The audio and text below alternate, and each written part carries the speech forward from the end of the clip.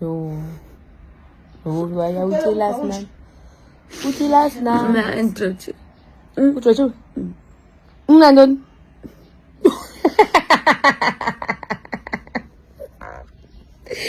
Yo. Ukuhluku nje ayibhathe yabo kumanje. Manje phina.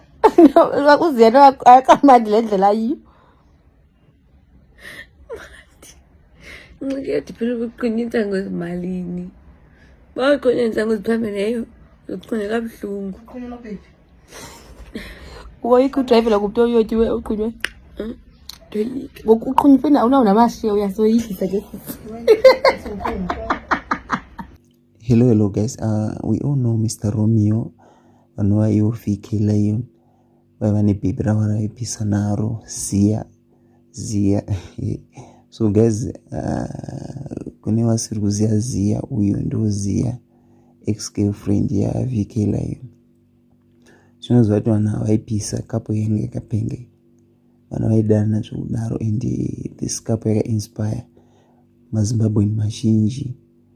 maZimbabwean mazhinji waka inspire with this couple, because we all know kuti kana uri muZimbabwean sometimes maybe unogona kutodana nemuSouth African, but people vanenge vachitya kuti maSouth African anouya here kuZimbabwe, vanororeka here chichi, vanenge vachibvunza mibvunzo yakawanda, but VK Lion akakwanisa kuzviita izvozvo, akauya naZia kuZimbabwe. Then takazoona kumusha vachiita chiramu vachidi zvese zvinoitwa nemuroora. We see those things happening last year, but pakazoita time yekuti VK Lion naZia vakazosvika panguva yekuti vakambonyararidzana.